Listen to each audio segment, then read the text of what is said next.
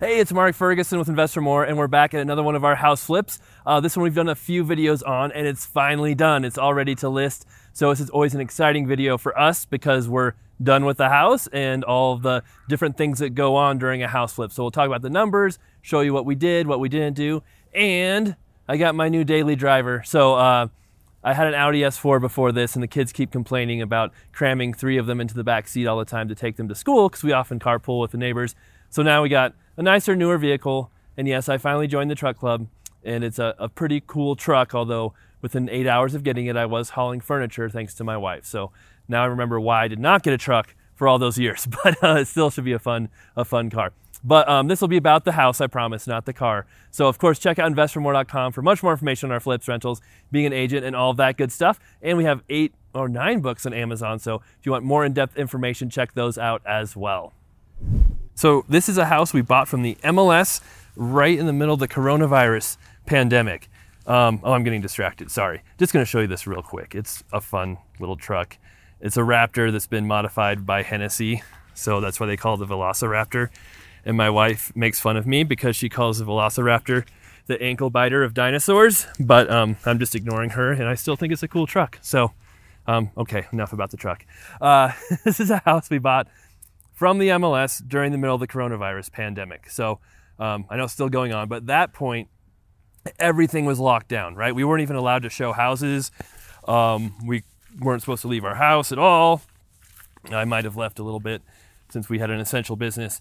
But this house was listed for $230, and it had an inspection listed with it that we could review. So I went through the inspection, reviewed everything, and ended up making an offer and buying it without ever seeing the house. So, and we have done that a few times on different properties where we buy them sight unseen. Usually it's because there's crazy tenants inside or it's a foreclosure, not because the government won't let us actually go see the houses. But new things happen all the time when you're flipping. So we ended up getting this for $215, and since it was purchased from the MLS, that means I made a commission as the real estate agent. So we got that back. I think it's 3% of $215, and got to work on fixing up the house. So we ran into a few, problems as we always do on this house. We had a couple of contractors who came through here because we had one contractor who started it, and we needed a lot of electrical work to be done here. So, and we'll show you the before video too and pan in some before shots. So I'll link to the before video, and we'll add some cool shots in here too. But, look at all that. See, every time I do a video, I always find stuff too, even though I think it's done.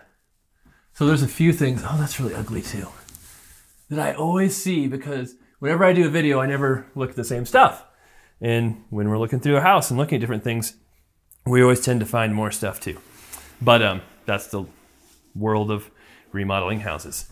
But as I was saying, we had one contractor in here, took him off the job because we were waiting for our electrician who was really backed up. So that took a while. And we moved the first contractor to our river house, which is still okay. It's still standing as of right now.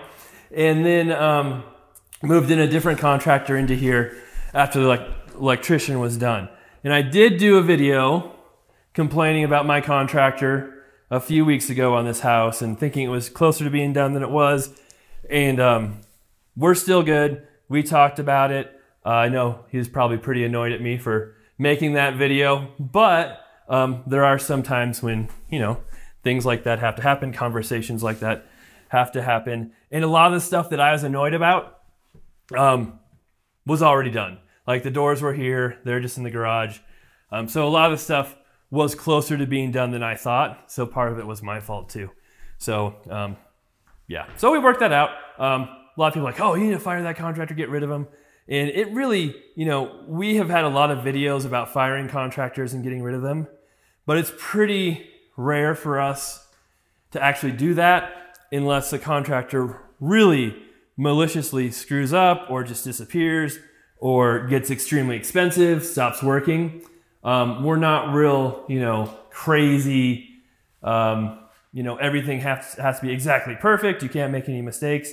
Everyone's human. I make mistakes all the time. So we do work with people a lot on different things and try to help them and everybody improve. And usually we're okay. Sometimes we have issues we just can't get over. So, and as I mentioned before, we've been on TikTok a lot lately. And one of my recent TikTok videos was about the bright yellow house, if you guys remember that one, kind of by the railroad tracks. And that was a situation where the contractor really screwed up, and it was something I could not get over. And it wasn't just that house, but oh, we need some kind of plate there. That's pretty ugly. But he had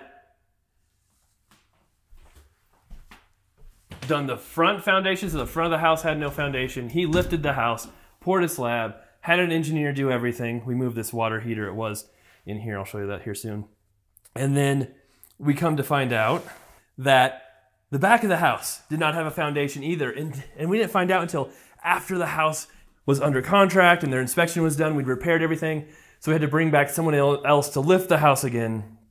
And that was something where we knew he knew that foundation wasn't there and he hid it from us, didn't want to do it. So, and a number of other issues caused us to never use that contractor again. And he was doing a ton of work for us. So not a fun situation, but it happens. And this is our new crawl space access. So let's see if I can get this up. Oh, there we go. With one hand. So there's the new crawl space access. It was hiding over there under the carpet when we bought the house. We could not find it. So we moved it to a much better spot in the closet instead of in the middle of the bedroom. So I've been talking about contractors and not the house. I'm sorry.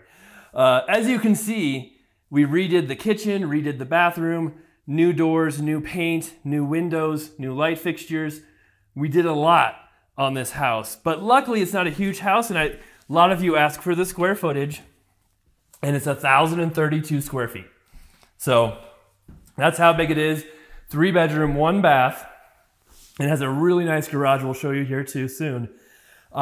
We bought it for $215,000. Oh, I don't have the exact number that we spent on it, but probably close to $50,000 in repairs.